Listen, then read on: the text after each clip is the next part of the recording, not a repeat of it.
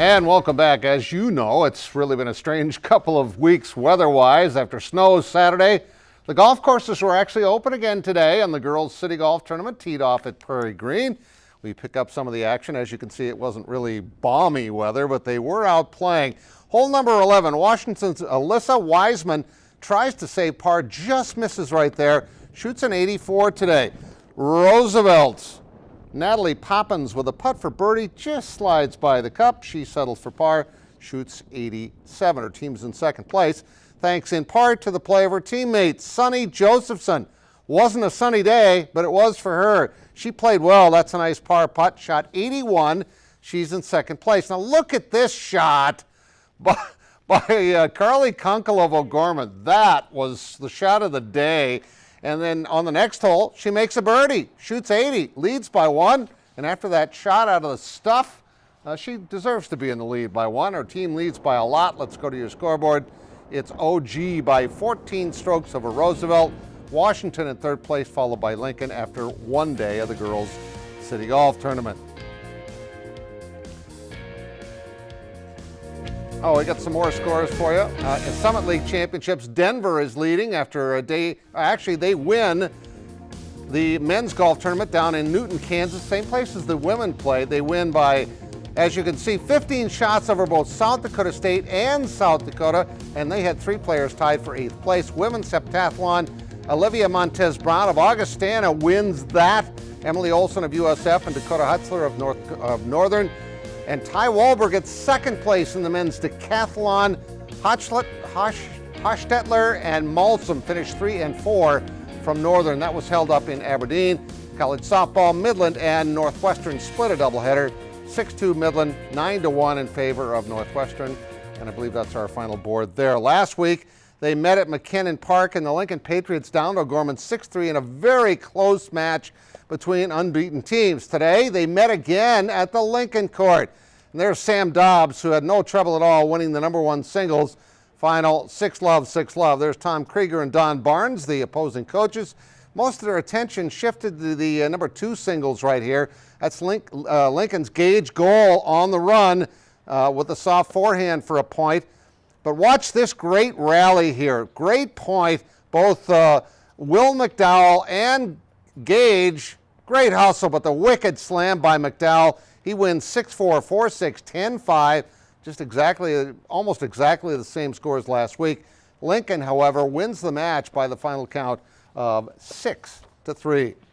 Dylan Kirkaby might be known as much for his hair as he is for his pitching abilities at Brandon Valley. As Zach Borg shows us, those who step in against the Lynx ace face quite a hairy situation.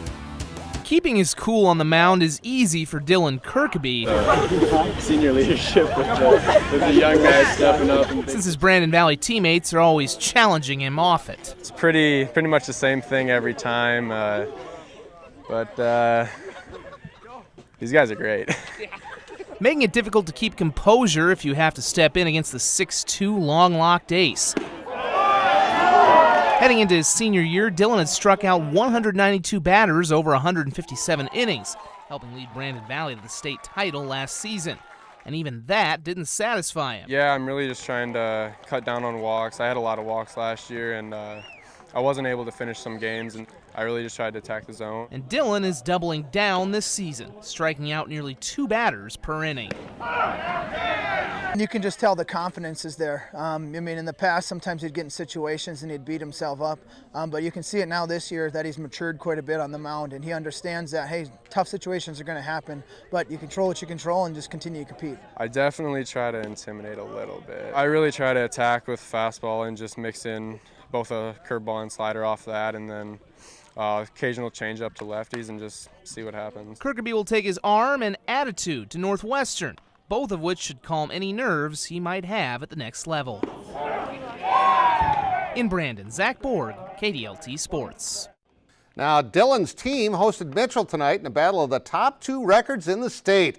Colonels up 5-4 in the third inning, and flashing some leather, Jackson Sadler diving to deny the Lynx a hit there with a tying run on base.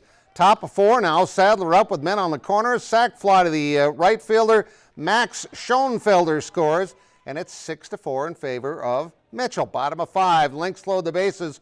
Parker Reed is going to rip one through the infield. 2 runs are going to score. That makes it a 6-6 ball game. Next batter is Cole Hupke. He's going to ground to short. Actually, the third baseman cuts it off. Doesn't come home. That turns out to be a big run. Puts Brandon Valley up 7-6, and the defense makes that stand up. Tying run on in the 6th inning. Shallow fly to left. Connor Connect with a nice running catch, diving catch. 7-6 was your final. Brandon Valley prevails by a run.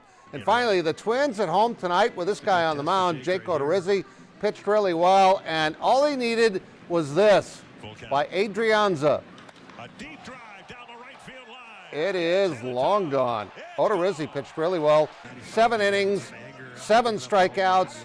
That's 50 home runs in 26 games for the Twins. We're 17-9. They win 1-0. We'll be right back.